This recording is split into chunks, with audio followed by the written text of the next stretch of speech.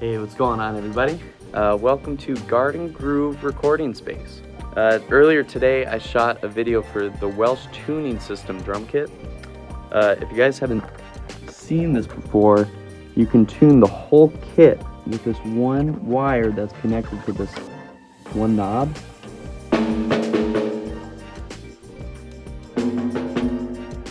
So I shot that demo video a little earlier today, and then tonight, my buddy Jackson's gonna come by and he's gonna help mix the drums, so stay tuned for that.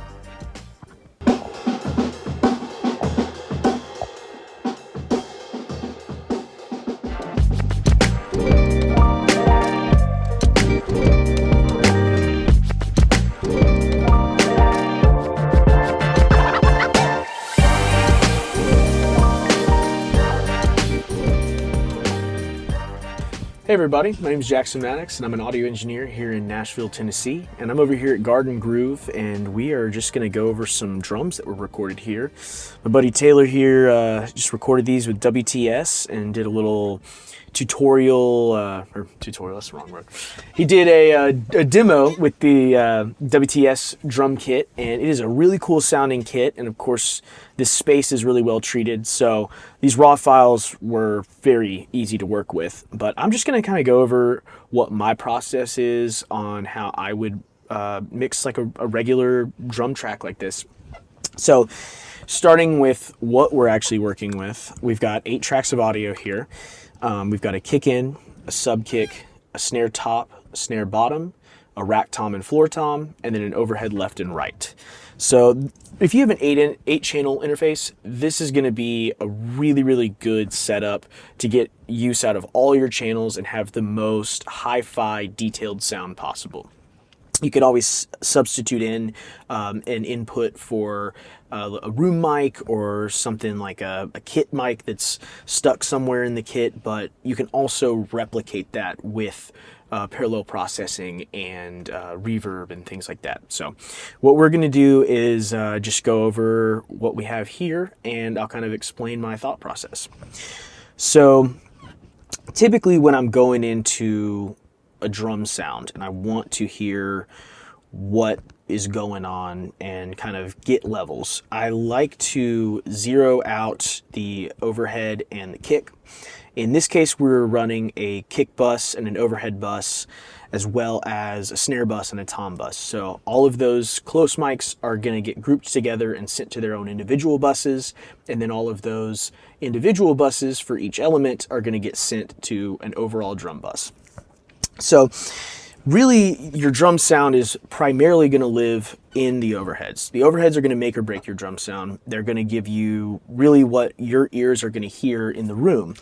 Of course, the kick drum is not going to be as prominent in those overheads, so having a close mic on the kick is going to be super crucial to that sound. So we're going to bring that up and bring the overheads up with it and kind of have them at the same level and see what that sounds like.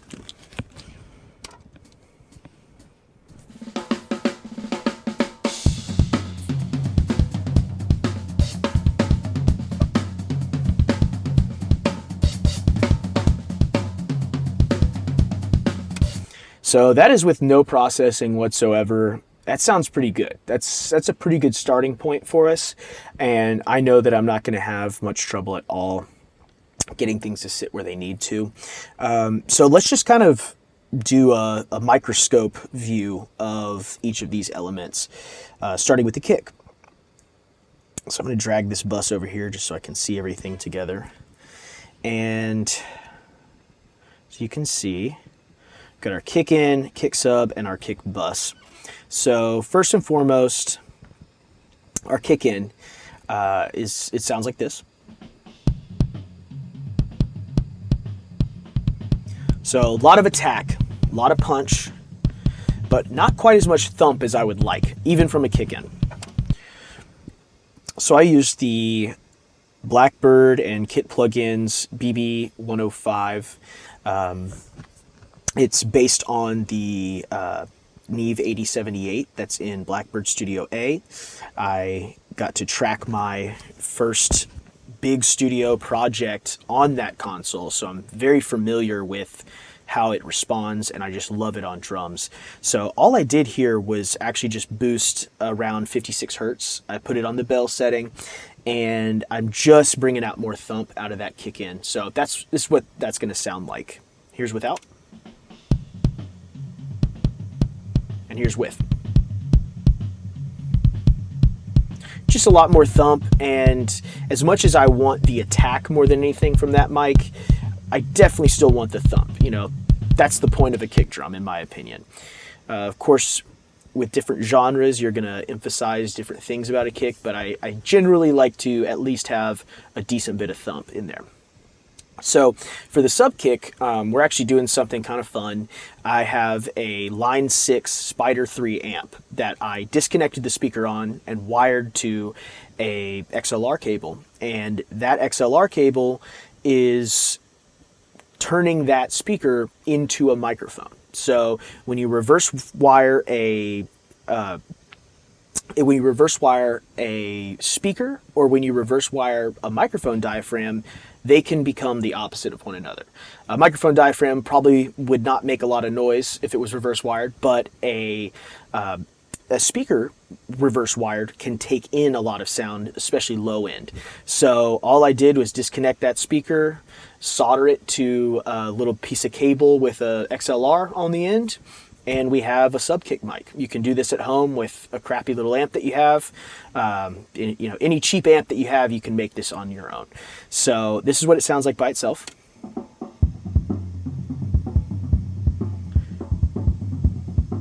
As you can hear, a lot of low end, a little bit of low mids. You can hear like the snare in there and stuff. For me, I don't need that. I really just want that low end. So I put this EQ on it. And as you can see, I'm cutting everything above 200 hertz. All of that's gone. Don't need it. We just want to enhance that low resonance of that kick drum. I did cut a little bit off the low end because I felt like it was a little bit too flubby, I guess, is maybe the word for it. Just it kind of rumbly in a way that there was too much energy going on there. So cut that out, and then in between those two cuts, I boosted, and I made it a pretty wide bell. I might even make it a little bit wider, and just kind of wanted to center the frequency area that is giving us what that mic is for. We're getting all the punch that we need out of that close mic, the kick-in mic. So here's what it sounds like without. And here's with. Not a lot, but it does what it needs to do. It's giving us that really, really low sub energy. And then bring in that close mic, and now we have a really well-rounded kick sound. So then the final thing I did was I routed both of these to a bus, and usually what I would do is compress these two microphones together to make them cohesive. In this case, I messed around with some compression, but I didn't really find that it was doing much. And if we see these waveforms, this is a very consistent kick drum. This kick drum is giving us the same result almost every time with very little variation in volume between hits. So I did not really feel the need to compress. I did, however, add the Puig Tech Waves Jack Joseph Puig Pultec plugin. It's a great plugin. It does the Pultec thing. I've heard some people even say that it does the Pultec thing well enough for them to not use their real life Pultecs.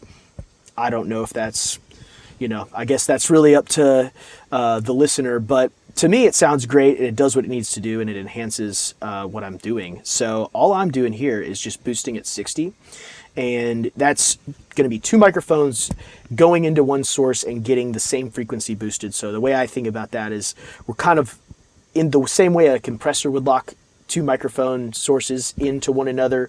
We're kind of locking them in with frequencies. And then I'm boosting a little bit around 8, and that's just to get a little more of that attack out of it. That's not doing a whole lot. So here's with it. And Pro Tools, nice. And here's without it. With.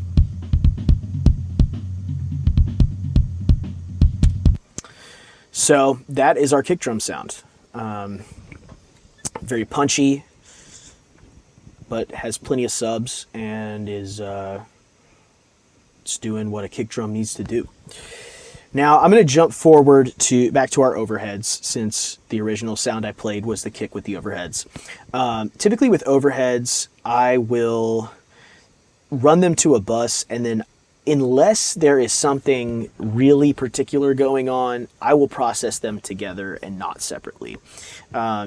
You typically are going to be almost always using a matched pair of microphones as your overheads, and the only differences you're going to be hearing are maybe slight volume differences, which I have corrected for over here. So you see the left side, I brought that down 2 dB just to keep it a little bit more uniform between the left and the right. I have them hard panned, and here is how I've processed them. We start with the BBN05 plugin. The first thing is, here's without it to start. That sounds pretty good.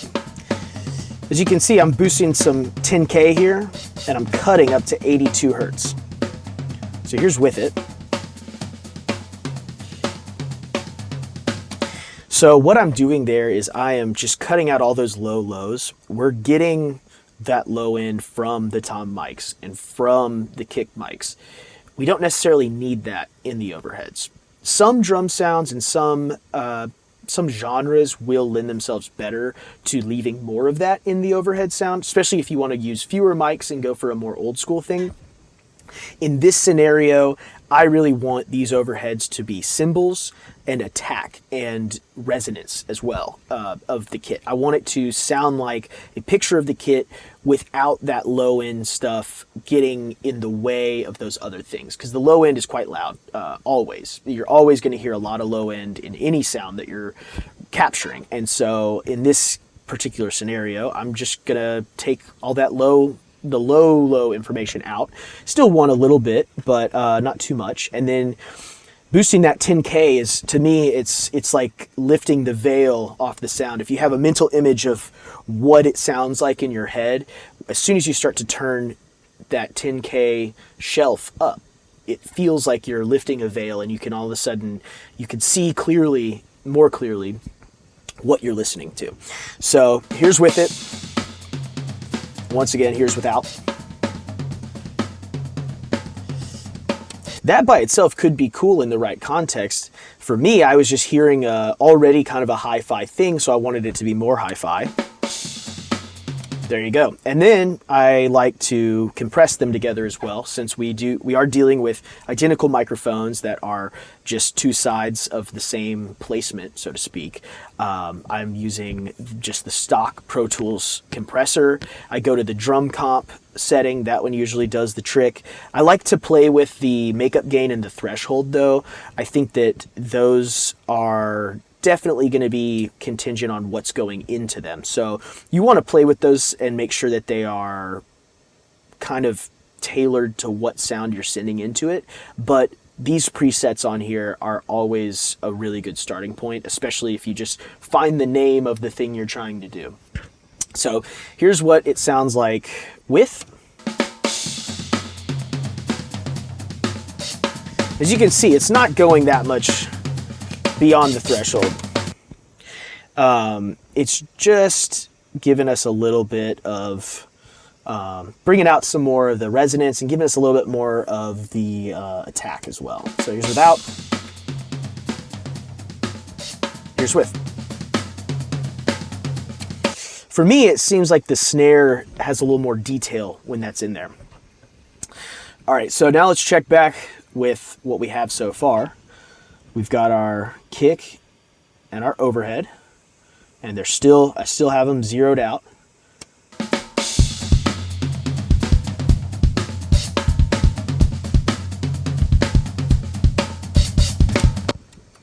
To me, that sounds really solid. I am missing a little bit of that tom detail and some of that snare detail, but fortunately, we've got microphones for that. So let's jump over to the snare. should be the next most important thing, I think, to get in there. We have a snare top and a snare bottom. So if I play, and I'll put this view so you can see these waveforms. Play the snare top, we can see it's not quite as hot as the snare bottom, and I have compensated for that by pulling the snare bottom down about 10 dB. So here's the snare top by itself.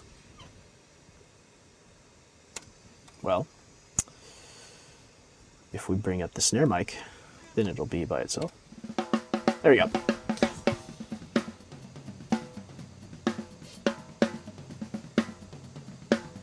Now I like that. I can hear the snare well, but I feel like there's just a little something missing. So I've added a little bit of 10K back.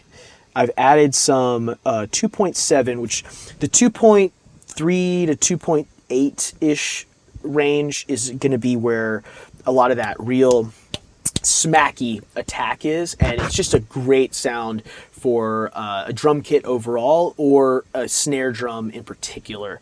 So I'm boosting that a little bit, and I think I'm going to boost it just a little bit more.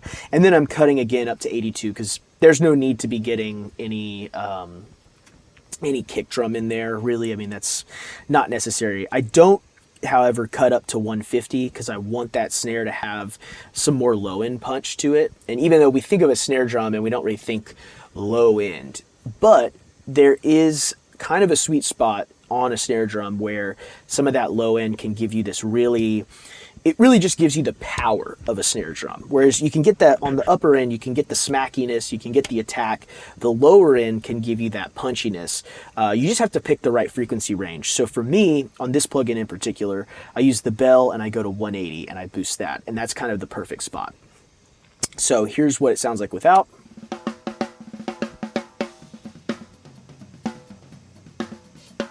And here's with. Immediately, it's just more in your face. I feel like instead of the snare being over there, the snare's right here. And then we go over to our snare bottom. And for this one, I only cut up to 150. I just want to get all the low end. We're already getting that low end punch out of the top. So that for me, the bottom is a supplemental microphone that reminds us that it's a snare drum. We hear the rattle. That's what we want out of it.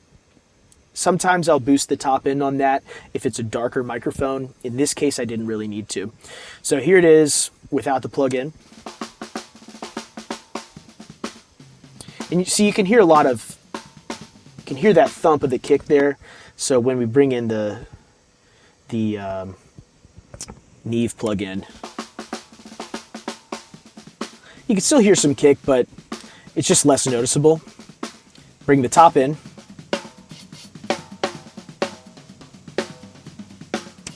Sounds like a snare drum.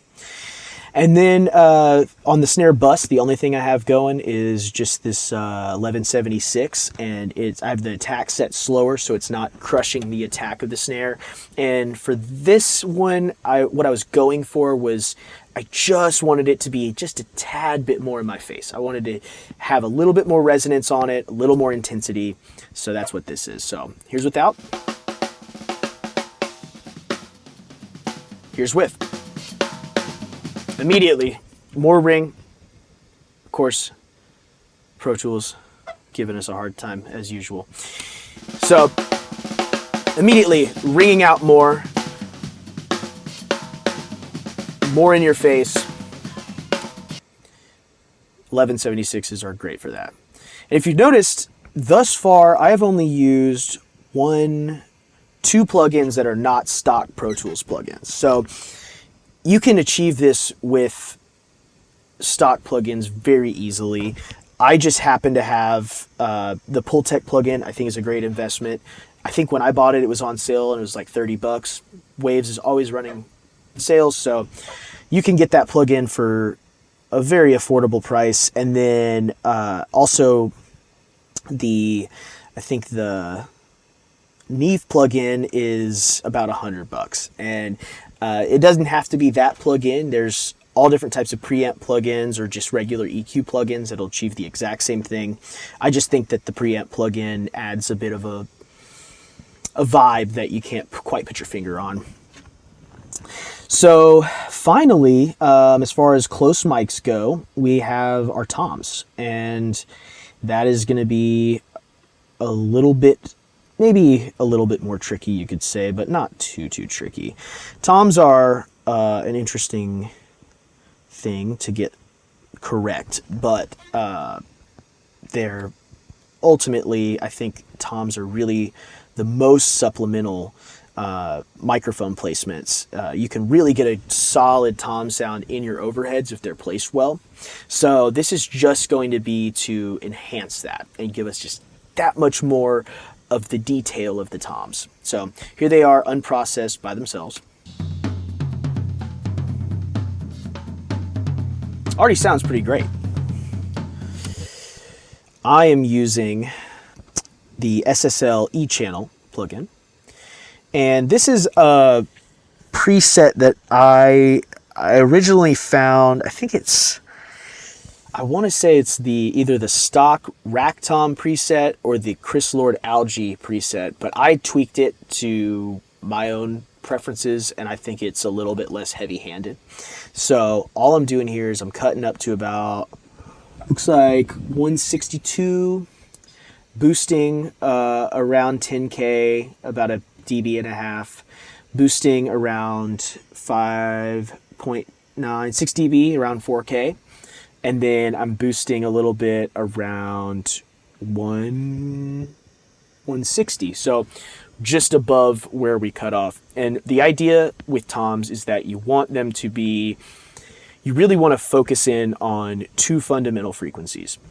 One is the low resonant frequency, and two is the primary frequency where you're hearing the attack. So mess with an EQ. Take your EQ, try like the stock Pro Tools EQ or the stock EQ on whatever DAW you use, and go in there and sweep around. And as soon as you find that frequency and you're boosting, so boost a lot and sweep around. As soon as you find that frequency where the tom feels like it just opens up in the low end and you just hear that, as soon as you feel that really, really big low resonance, that's your fundamental.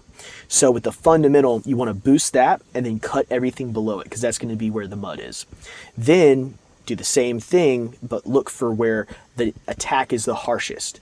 Not harsh in a maybe painful to your ears kind of way, but harsh in a super punchy, super noticeable way.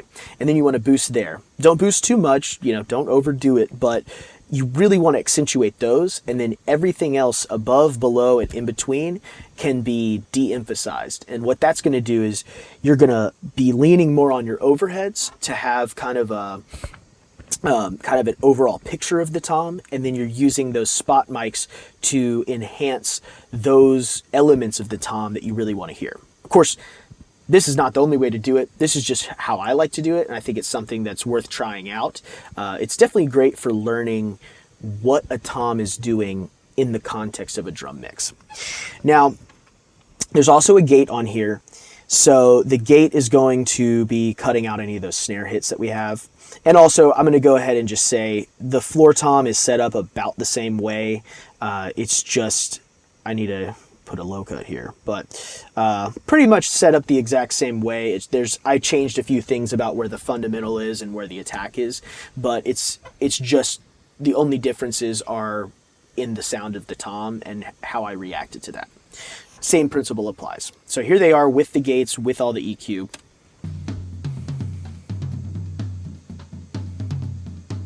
So you can hear it's cutting out.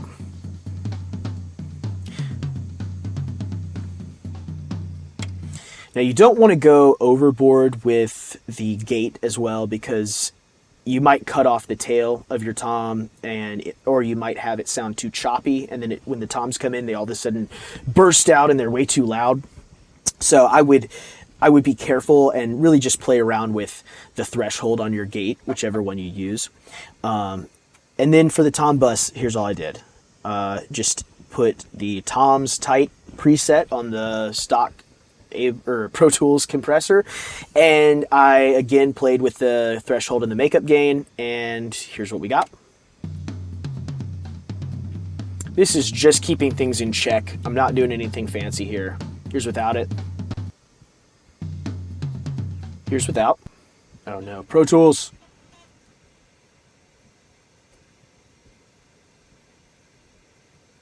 And here's with.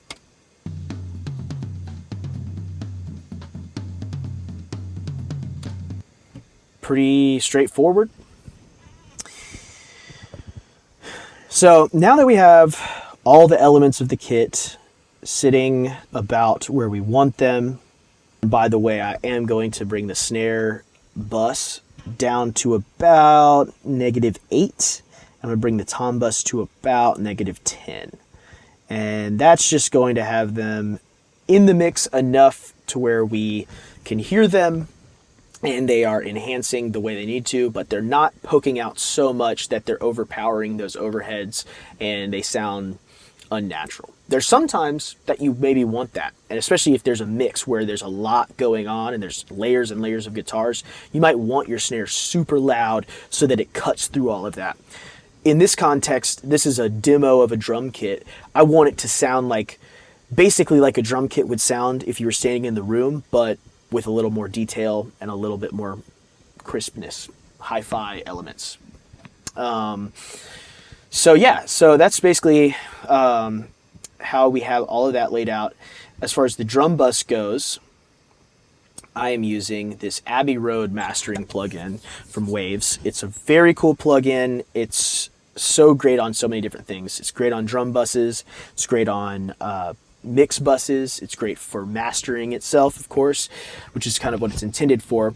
And I'll just go through what I have on here. Disregard this. This is an EQ section. I kind of got everything I needed to out of the other applications. Didn't really need to do a whole lot of EQ on the drum bus. Sometimes it's definitely helpful. I think in this context, the room is so well treated that you're not getting a lot of weird standing frequencies or anything that needs to be cut on the whole kit. So I start with this tape equalizer. Sometimes this thing is a bit too heavy-handed for me. In this context, I think it worked really well. So here's without it. Or here's without it. And here's with it.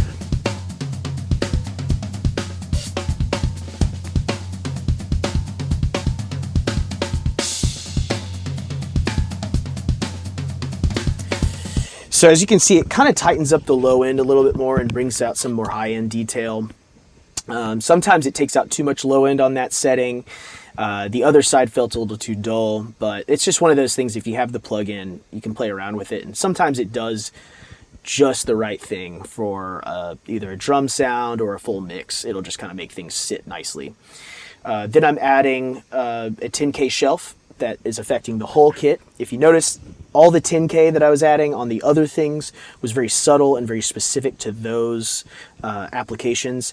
Sometimes I find that doing something to the whole drum mix is going to be good for everything, but sometimes you need to do that same thing to a few key elements. So that's what we did here. So here's without the 10K shelf.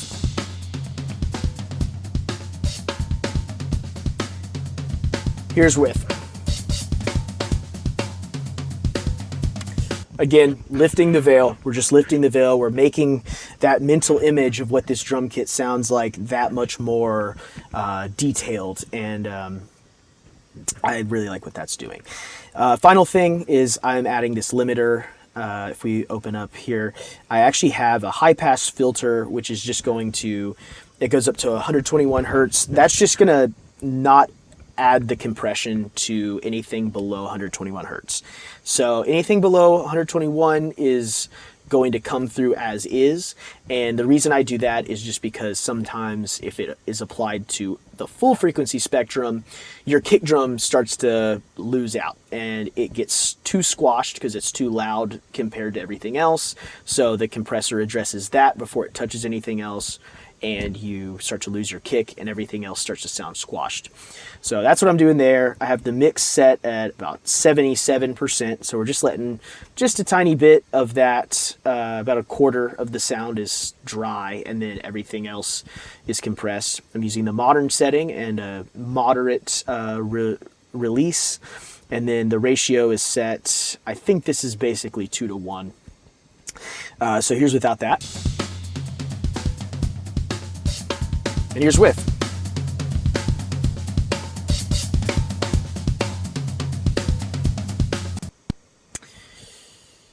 The same way that we are compressing the overhead to bring more life into it, we're doing the same thing to the whole kit. So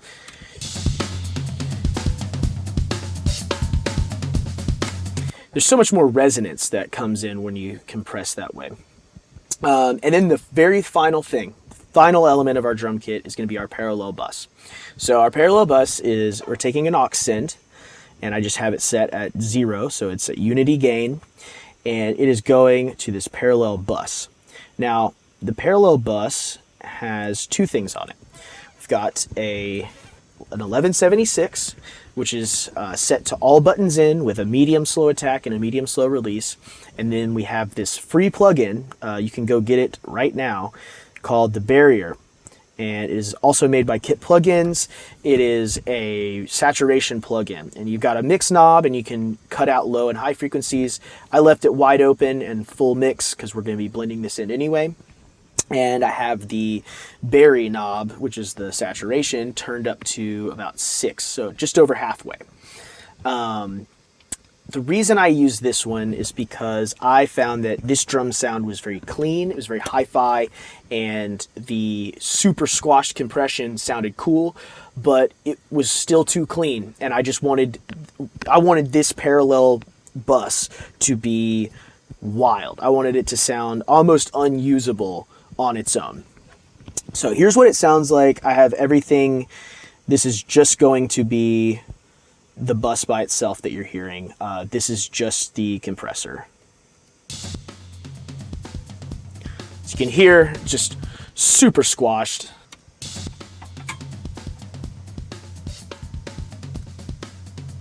All right, so that's the super squash sound. And then we bring in the Barrier, and it's super blown out. I might even turn the attack up so if we take all that out,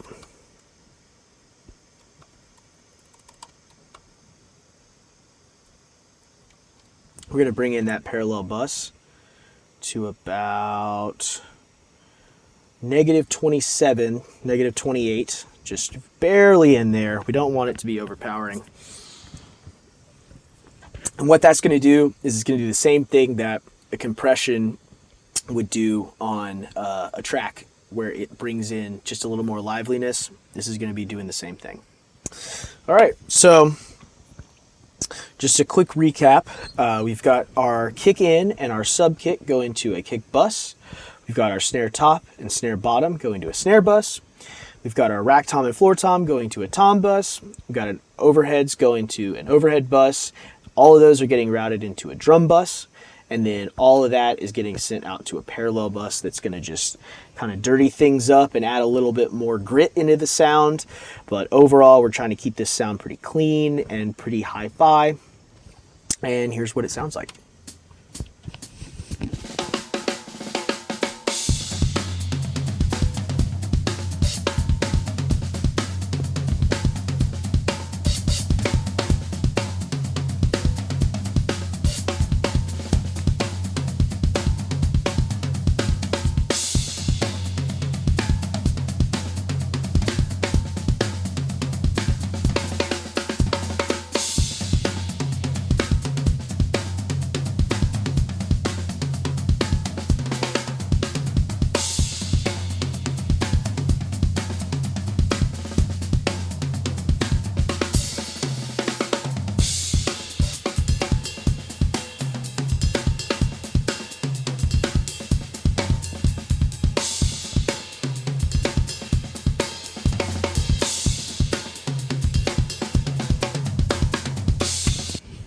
There you have it. So this is just a very basic way of recording drums, or mixing drums. You can always do more, you can always process things more, but I honestly do think with a good kit, a good player, and at least a decent space, these are the basic things that you can do to get your drums sounding pretty good.